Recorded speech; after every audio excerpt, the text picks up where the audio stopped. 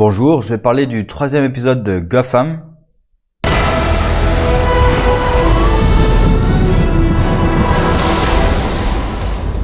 Encore une fois, on peut couper l'épisode en deux morceaux. Le morceau Bruce, Selina et le morceau Riddler, Barbara, Penguin et Gordon.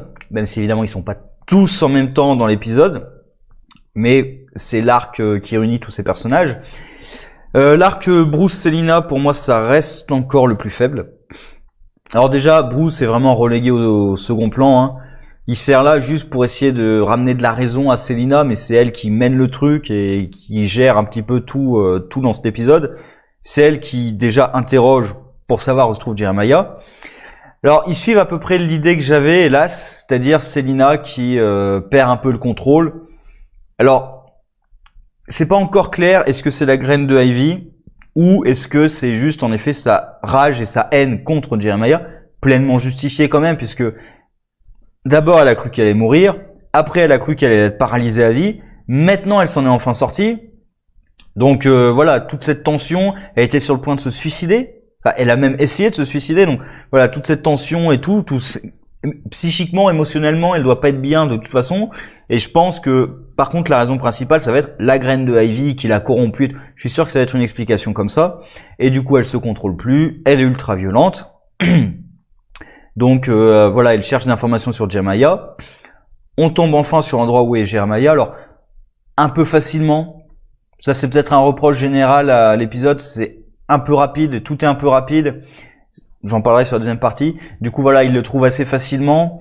Surtout qu'au début de la saison, Gordon disait qu'ils avaient pas d'informations sur Jeremiah. Là, en un seul épisode, ils ont trouvé l'endroit où il se cache pratiquement. Bon, alors ils trouvent la fille Echo, il me semble. Enfin, c'est une version d'Harley Quinn. Hein. Comme Jeremiah, personne n'appelle le Joker, mais c'est une version du Joker. Hein. Voilà. Je trouve ça absurde de pas utiliser les noms, mais bon. Surtout là, vu la saison, je pense pas qu'il y aura d'autres personnages Joker. J'en doute. Après, j'ai vu un épisode qui s'appelle Ace Chemicals. Donc, normalement, un épisode Ace Chemicals, j'ai envie de dire, c'est un peu la naissance du Joker. Donc, est-ce que ça sera aussi Jeremiah qui interviendra ou autre chose? On verra, mais je les vois mal introduire un nouveau Joker de toute façon avant la fin de la saison là, parce qu'en plus ils doivent déjà introduire Bane. Bref, donc elle suit Harley Quinn et elle joue à son petit jeu de délire, de roulette russe là. Et bon, Harley Quinn. Bon, elle m'a pas convaincu vraiment, Harley Quinn. Il y a vraiment le côté dingue, oui, bon. Il y a, je trouve pas forcément le côté un peu délirant dans le sens un petit peu humoristique quand même. Voilà, il y a Harley Quinn, elle prend un peu tout à la légère. Donc là aussi, mais dans un côté peut-être plus sombre. Harley Quinn, elle prend tout à la légère, mais dans un côté plus joyeux quand même. Je sens pas trop ce côté-là chez elle. Bon, après c'est cette version d'Harley Quinn. Par contre, à voir la relation avec Jeremiah, puisque elle montre clairement qu'elle a un impact de balle dans la tête, donc elle a joué à cette roulette russe. Ça veut dire que là, pour le coup, la relation de Jeremiah, enfin Joker, Harley Quinn, a l'air d'être plutôt conservée, vu que qu'elle le sert. Alors elle n'en est pas amoureuse apparemment, mais elle le sert. Et lui, il lui rend pas tellement bien, puisque voilà, c'est une relation un peu abusive quand même. La trace de balle dans la nuque, c'est pas une relation très très saine entre les deux, hein, clairement. Bon. Et Selina, à la fin, qui menotte Bruce, en plus dans un endroit avec des hommes de main de Jeremiah et tout, donc dans la zone de la ville où on dit qu'il y a tous les cinglés, avec comme une bande qui arrête pas de dire kill, kill, kill, et qui grave les gens comme ça. Et elle te l'attache comme ça tranquillement à cet endroit précis. Bon, alors on sait qu'il va rien lui arriver, mais quand même, hein, ça le met un petit peu en danger, et en lui disant on a essayé ta manière, maintenant c'est la mienne. Mais à quel moment est-ce qu'elle a essayé la manière de Bruce en fait? Parce que tout ce qu'elle a fait, à chaque fois que Bruce lui a dit il faudrait peut-être éviter de faire ça, elle s'en est complètement foutue et elle a fait ce qu'elle voulait en fait. Donc c'est peut-être que Bruce l'a empêché de tuer Echo. En même temps, si elle l'avait tué, elle aurait eu aucune information non plus. Donc voilà, ça sort un peu comme ça, c'est on a essayé à ta manière. Mais non, en fait, t'as jamais essayé sa manière en fait. Alors c'est juste qu'elle veut être encore plus violente qu'avant et tout ça, ça va être mis sur le dos de la graine, j'en suis sûr. C'est pour ça, j'aime pas trop ça. C'est un peu facile de dire voilà, c'est sur la graine. Alors que si au contraire, c'est vraiment mis sur l'aspect émotionnel du personnage à qui il arrivait quand même un choc assez violent, ça pourrait être quelque chose, mais si tout est mis sur le dos de la graine et que qu'il faut juste un remède magique qui va la soigner, c'est un peu con. Sinon, l'autre partie, donc Gordon, alors c'est surtout Gordon et Penguin, il y a Barbara qui arrive à la toute fin, mais c'est surtout ces deux-là. Et il y a quand même l'intervention de Riddler dans la manipulation des gangs. Alors Penguin, de toute façon, c'est le personnage que je continue à apprécier tout le temps. Là, il y a un petit peu un côté loufoque aussi, mais ça va avec le personnage qui vraiment descend et en chute libre. Là, c'est la descente aux enfers vraiment, qui perd tout. Alors, dès qu'il commence à menacer Penn, on se doute que de toute façon, il va se barrer. Mais il y a quand même Penguin a quand même un petit lien avec les personnes autour de lui, quand même, parce qu'on voit que quand Penn est tué, ça le touche quand même un petit peu. Donc, à sa manière un petit peu bizarre quand même, il tient aux gens autour de lui malgré tout, même si voilà, on va dire les hommes de main, ils s'en moquent un petit peu, mais il y en a à qui il accorde un petit peu plus d'importance. C'est-à-dire qu'au tout début de l'épisode, il menace de le tuer, puis après quand il meurt vraiment dans ses bras, il est choqué tout, avec Penn qui est mais pourquoi vous êtes parti et tout, everyone hated you. J'ai juste cette phrase et la façon dont il le sort, tout le monde vous détestait. Ça, j'aime bien tout ce qui est lié à Penguin de toute façon. Alors après, dans le côté un peu loufoque, je dis, mais ça justifie un peu par le personnage qui est en train de s'effondrer, qui est en train de tout perdre autour de lui, et qui essaie d'ailleurs, littéralement, il essaie d'être aimé par les gens. Où il va chercher l'aide des gangs des deux gangs là, des deux membres du gang qui l'avaient fait torturer, dont un des deux est mort. Tu te dis, comment le personnage ne peut pas se dire que ça va mal se passer en fait entre eux. Et bah tiens, surprise, ça se passe mal entre eux. Bah oui, étonnant, hein. Mais ça encore, voilà, pour moi ça passe dans le côté le personnage qui est en train de tout perdre, qui se raccroche à ce qui est possible pour essayer de récupérer ce qu'il a. Donc ils attaquent le Haven où il y a Gordon et tout, ils réussissent très facilement à le conquérir, hein, tout bêtement. Après je trouve la fin est très rapide. La fin est gérée vraiment, c'est rushé je trouve, mais vraiment. Avec Penguin et Gordon encore qui s'échappent. Bon, il y a personne qui garde leur cellule. La rigueur, on peut dire qu'ils ont peut-être pas assez d'hommes, mais bon, déjà là, on se dit il y a un petit problème. Bon, ou même fermer.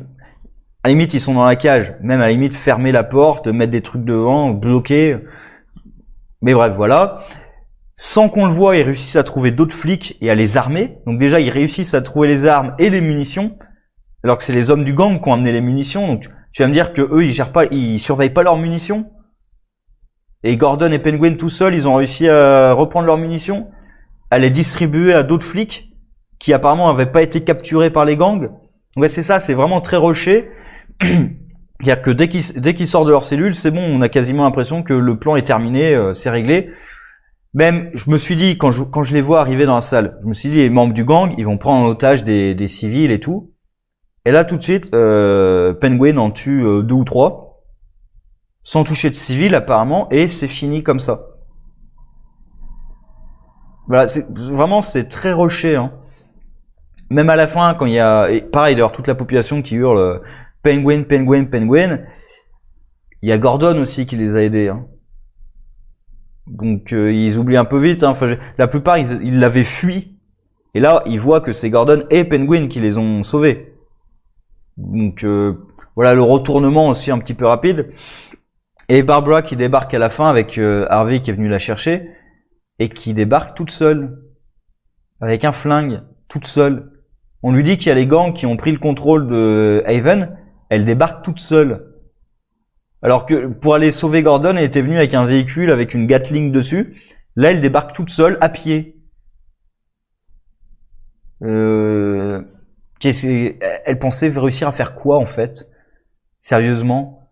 En plus, d'ailleurs, quand Harvey débarque, elle est toute seule aussi dans son club. Elle est passée où son armée d'assassins en fait? C'est un peu bizarre. Moi, franchement, en voyant l'épisode, j'étais convaincu qu'il y aurait un double épisode, où le deuxième épisode, ça serait un peu la reconquête de Haven. Non, c'est ultra rushé à la fin. Bon. Et en même temps, bon, vu comment ça finit, voilà, je pense qu'ils ont pas voulu passer trop de temps sur Haven, déjà parce qu'ils ont pas une saison de 20 épisodes. Je crois qu'il y en a 13 qui ont été annoncés. 12 ou 13. Donc, bon, ils ont pas tout le temps qu'il faut pour développer ça. Et en plus, puisqu'ils savaient que Haven allait être détruit, les scénaristes ont dû se dire voilà que c'était pas primordial de gérer ça. D'ailleurs, avec la scène avec le gamin, où Gordon lui donne sa plaque et tout, donc c'est le côté, voilà, on redonne de l'espoir à la population, et juste après, explosion, tout le monde est mort. Voilà, la scène de Gordon avec le gamin, c'était vraiment le death flag du gosse qui pop, là. Non, voilà, tu vas pas finir l'épisode, et voilà. Non. Alors, qui a fait exploser? J'imagine que ça va être l'enquête du 4e épisode. Alors je me demande si ça serait pas le même qui a peut-être abattu l'hélicoptère. Est-ce que c'est le même? Alors est-ce que c'est un des personnages qu'on connaît déjà? Parce que dans la série ils doivent introduire Bane aussi, mais je vois pas pourquoi. Enfin, en même temps je sais pas qui sera Bane dans cette série, donc mais je vois pas pourquoi ils feraient ça exactement. Jeremiah, j'y vois pas une. Parce que j'avais pensé à Harley Quinn qui a abattu l'hélicoptère, mais je pense pas que ce soit, enfin Echo là, mais je pense pas du tout que ce soit elle finalement. Et les autres protagonistes du No Man's Land en général, ça peut pas être Penguin, Riddler peut-être, mais je vois pas, non. Barbara, il y a aucune chance. On verra exactement où est-ce que ça va aller, dans quelle direction ça va aller. Qui a fait ça, dans quel intérêt? Est-ce que c'était pour tuer les gangs? Parce que c'est pas les gangs qui ont fait ça, ils étaient dedans. Est-ce que c'était pour tuer Gordon, les civils? Bon, on verra. Sur ce, au revoir.